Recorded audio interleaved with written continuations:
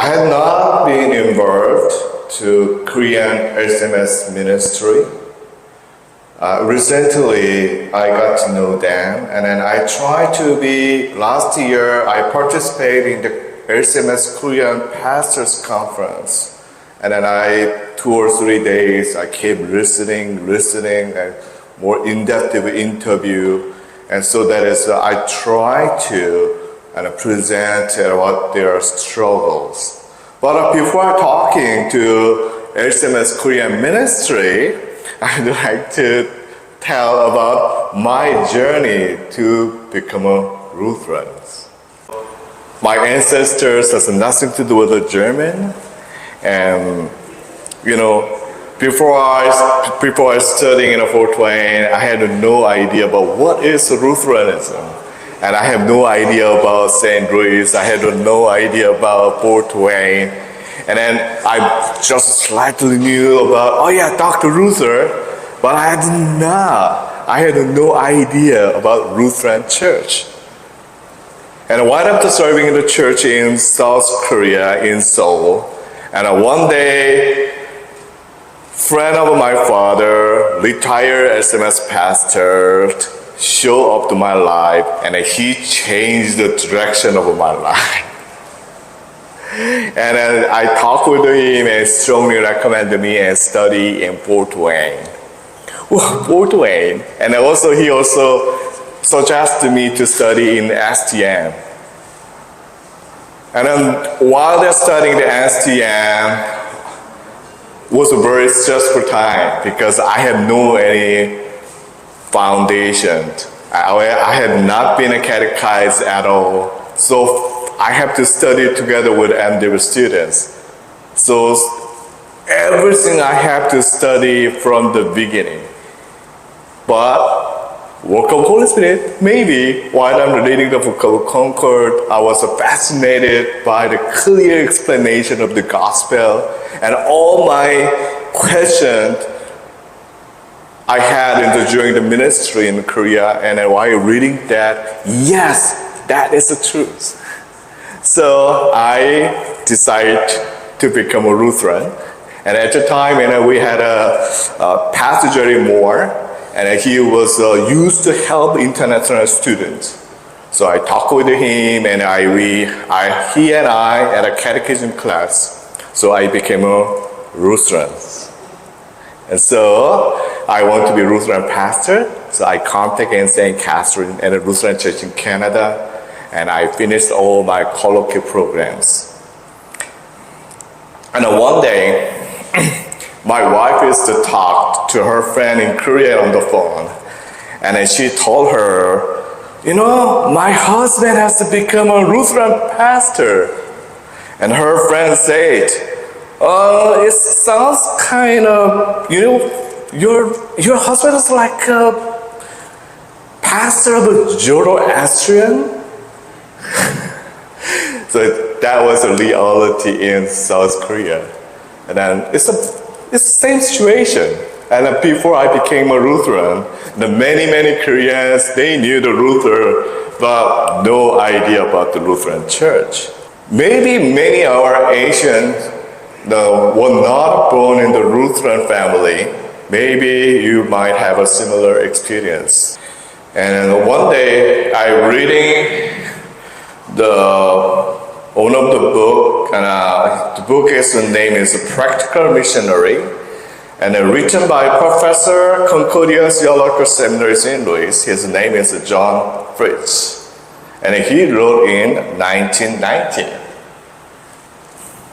The Lutheran Church of this country ranked the third in the membership among the Protestant denomination.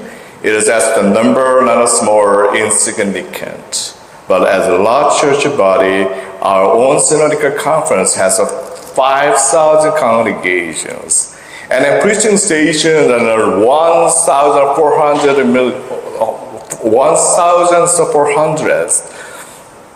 and baptized members. And in spite of the fact, and the Lutheran Church was generally known among our fellow citizens. Lutheran Church was not generally known among our American fellow citizens. Although it is better to know its name, its existence, and now that it ever has been, it is still true the people of our country and generally do not know what the Lutheran Church stands for. Societal low awareness of the Lutheran Church was not limited in the Korean context, also Korean immigration societies. Many pastors, in 1919, even in America, many Americans had no idea about the Lutheran Church. And maybe we can hear to a similar story to how our Black Assemblies pastor to struggle to not a low awareness of the Lutheran Church. I had a very unique experience involving the relationship between the Lutheran Church in Korea and the Lutheran diaspora missions. And one day I met a group of the Korean Christians who had left their their Presbyterian church due to the conflict of their previous pastors. And they decided to gather for the worship and starting the meeting to a sushi place and owned one of that members. And then every Sunday afternoon, I had to travel from the Fort Wayne to Toledo, Ohio, which took 2 hours for a single trip. I would travel from the Fort Wayne to Toledo, and there was that trouble, maybe 7 or 10 months. I kept traveling to Fort Wayne to Toledo. And as they feel to settle down, it's a good time to organize a church as an institutional church. And then they ask me, Isaac, become our pastor, but you must go back to your Presbyterian church as a pastor. But I suggested them, why don't you guys become a Lutherans? But they turned down my suggestions. And then I asked them, why? And they told me, Isaac, how big is the Lutheran Church in Korea? The Lutheran Church in Korea has not been known to not many Koreans. Koreans, we care about the name and reputations. We care about how big it is. Even the new people that come and want to settle down in our church. Tiny, small Lutheran Church in Korea, unknown name is a stumbling block to us. That is their turn down, their rejection. Oh, wait a minute, what's going on? And then I understood that the Lutheran mission in Korea diaspora is connected in a home country. Lutheran Church Korea was related. And so then I started to study about the Lutheran Church Korea. And according to the profile of ILC, the Lutheran Church in Korea is the only Lutheran church body in Korea, and around 6,000 members and 37 congregations. And I compare with the number of believers and a Protestant church in Korea, its size is very tiny. And the Lutheran Church in Missouri Synod mission team is arrived in Korea on January 13, 1958. And the team is consisted of the missionary, Paul Battling, Maynard Doro, Kurt Voss, and Bartling and Doro was joining after graduating the Concordia Theological Seminary in St. Louis. And Voss was in ministry in China before the Communist Party took over the mainland China. In September of the same year, and Won Young-ji, who received a doctoral and a master divinity degrees from the same school in here, St. Louis, and Concordia Theological Seminary, St. Louis. And another member, and they joined the team.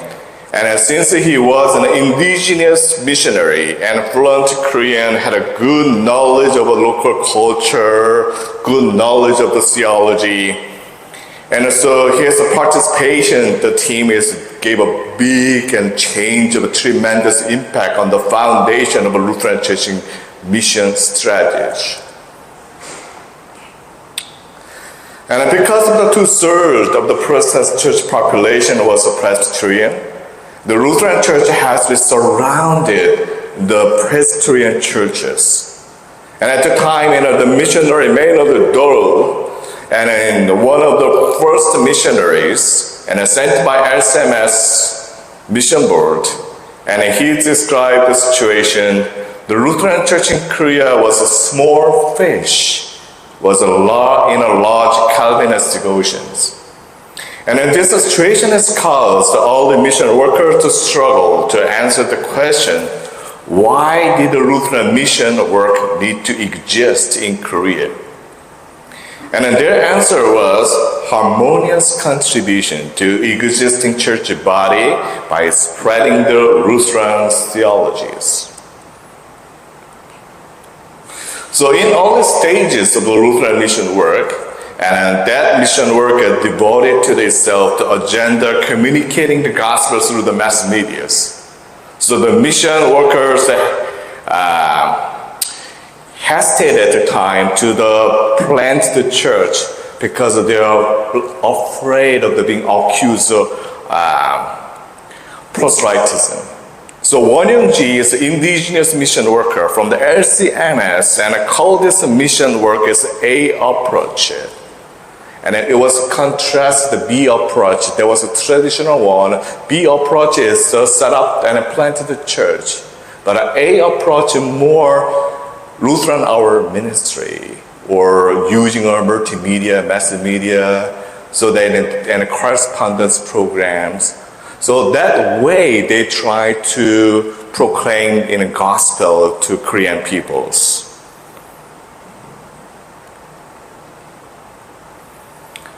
So in that way, LCK tried to serve the whole Christian church bodies. So not only just correspondence or Lutheran hour ministry, beside them, and they really actively work in a publication ministry they involved. So they translated Luther's More Enlarged Catechism, Book of Concord, and Luther's World Korean Edition, and 12 volumes. And part of it, and the Lutheran mission was to witness Christ to many unbelievers, and through their publishing ministries. But LCK is still trying to overcome her low visibility in society and asking about the purpose of her existence and competence with a well-established church body in Korea. But same year, the 1958, when the Lutheran Church mission started, and the same year, Yonggi Choi and a full gospel church was planted.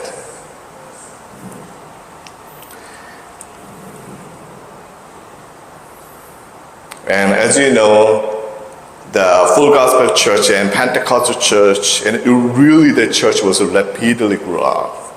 And during the 1970s and 80s, and most denominations enjoyed the rapid growth. Not only Pentecostal church and Presbyterian church, Methodist church, and most of the church was really grew fast.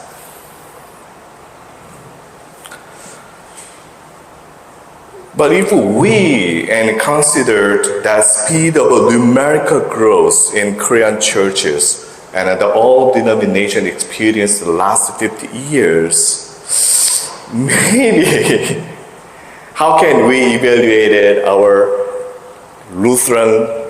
early Lutheran mission work in Korea?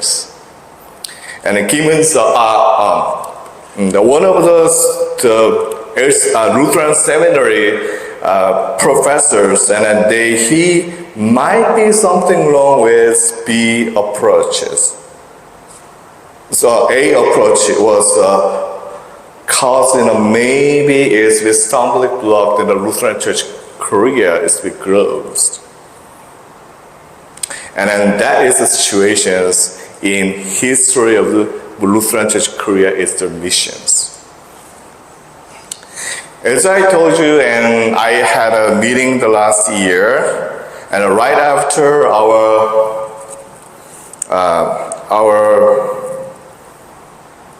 Asian gathering, in June, and I had a chance to meet all these Korean LCMS pastors. And then that meeting, then this one is called the Conference of LCMS Korean Pastors. And then that conference was established in 1986. And according to the 2021 survey, that conference is comprised 90 pastors. But unfortunately, nowadays, only 14 congregations are currently active. And out of these active congregations, and only 3 or 4 have about only 20 members. And all other congregations, according to my survey, when I asked them, 5 or 6 members. But despite of all the small size of the congregations, when I talk with our SMS Korean pastors, they really take a pride in belonging to the Lutheran Church and LCMS, because LCMS is really based on the pure preaching of the gospel. And they really appreciated the LCMS as strong and conservative attitude toward the scriptures. And then also, when I talk and survey them, interview them, and their relationship with our existing LCMS and Anglo churches, how they are related, generally they say it's real fine. So our Caucasian Anglo-Saxon churches really try to help them and appreciating their presence. And then sometimes they get a financial support. And so also they some kind of help about their pastor training.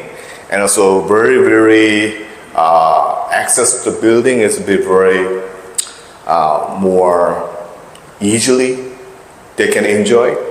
Yes. And most of the Korean SMS pastors, I think almost 90% of our LCMS Korean pastors, they become a Lutheran pastors through the colloquial program and Irvine Concordia Concordia school in Irvine. And through the school, and they became, through the colloquial program, to become Lutherans. And that colloquial program is started in 1998, and the program to complete the program, and it almost took 2 years. And then the classes where they took, and then sacrament, Lutheran liturgy, and basic Lutheran teachings and doctrine. But however, the Korean colloquial program was discontinued after Synod decided to limit the colloquial program to only St. Louis and Fort Wayne seminaries.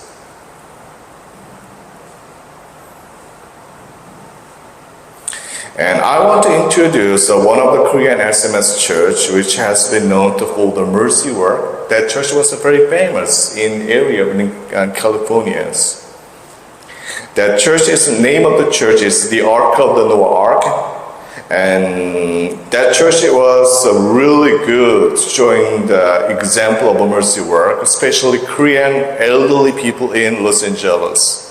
And then they provide more than 200. They provide a meal or what they need, or the need that they're living for their daily lives. So around maybe 200 Korean elderly Americans, and they visit the churches, and then after have a meal together, they have a Bible quiz or play. They played hymn together. So there's a really there was their ministry to comforting to elderly people. It's some kind of a good mercy work to united to Korean elderly people in that area.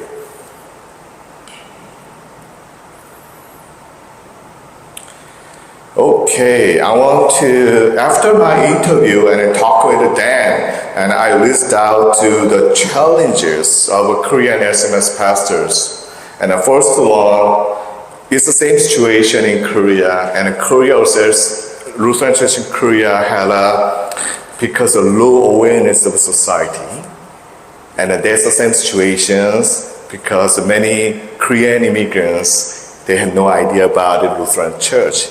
That was a stumbling block to follow their mission work. And the second one is that they had a liturgy, pipe the music, wearing the vestment. And then when they had a colloquialized, and most of the first generation colloquial program, the pastors to and they really the emphasize of a Lutheran identity is the liturgical service. So they really, as they run it, they want to carry that legacy. So 10 or 15 years and keep struggling how to handle to the Lutheran liturgy in that Korean context, and Korean people have no idea about liturgical service. And also they had a struggle about the language barrier, and most of them is the fluent in English. And they cannot to communicate it, they cannot receive it really good our living tradition SMS. So by talking with the SMS pastor, they can have to pick it up and how to practice to they have to practice the SMS ministry in their ministry setting, but they are not well educated. So they know about how to do the law and gospel, but they are not well trained about in practice. So, and I also ask about in the catechism, and some of the pastors mentioned, catechism is I know we have to do the faithful to the catechize with the Lutheran catechism, but in reality it doesn't work well. So I'm using another catechism book into other denomination source. And the fifth challenging one is Lutheran unity among the Korean Lutherans between the Lutheran Church in Korea and Korean SMS pastors. And when in terms of the publications, and then two church body, when they work together, a lot of synergical effect we can enjoy. But that is the challenging part for Lutheran missions in diaspora in USA, in South Korea. So the most important thing is from my interview, what I found is the spread of good Lutheran literature in Korean must be translated, and really most of the translation work it'd be better to focus on to more practically help their ministries. Yes. And I want to introduce this to today's concern of my research. And then nowadays it's in Korea. It's a very suffer about demographic transitions. So population is declining, and because of that, it's a demographic transition. Because of that, the people's value system has been changed. And more money and personal and life is focused on right now here, rather than they don't care about eternity. And then that is today's situations in Korea. So what happened is among the young people, the number the atheists or agnostic people who I don't care about the religion, this number is really rapidly increasing, and then that is the situations. So churchgoers, people who are religious, is really going down.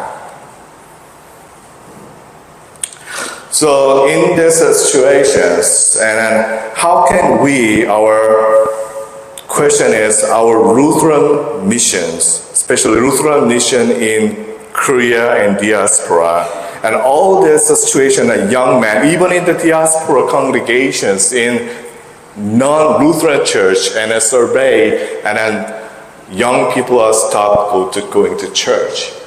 So what is the good, our mission strategy in these situations? Yes, so I found the answers.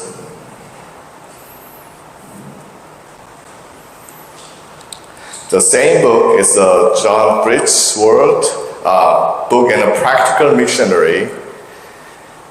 And the very indifferentism and rationalism of the church of our day, coupled with a materialism and a mammon worship, pleasure of the madness, lost madness of the people of our country is proving to be ruin of many churches, but is giving on to our conservative Lutheran church and constructive opportunity such as never been since the days of Reformations. So as we shall enter upon the larger opportunities which will present themselves our church, and many will better understand our position, although that all will not appreciate it. But God help us in His grace to hold fast to His pure worldly gospels. So I think it is still among young Lutheran church in diaspora or Lutheran church in Korea, maybe as long as we holding on to pure word and gospel in today's postmodern world, will give more opportunity and chance to reach out the young man to bring them to the gospel to Christ. Yes. Yeah. So, do you have any questions? And yes. So, from church history, I remember in the case of when the Jesuits went to Japan, and they started preaching, and the Japanese people said, if this gospel you're preaching is such important news, why haven't we heard about it first from the Chinese? So the Jesuits said, I guess we got to go to China. That's what they did. Do you see any sort of parallels in the case of establishing again the Korean Lutheran Church strongly in America? I don't know which one is most first, but generally when I interview in diaspora SMS congregations to be easily get access to talk with us, so that is when we have a more making our diaspora SMS congregation become stronger. And also because today's is our migration society, migration, localized situations. So then in our, who trained here, and we might have another chance to, as a layman's missionary, and then they can make a strengthened and a Lutheran church in Korea in the future.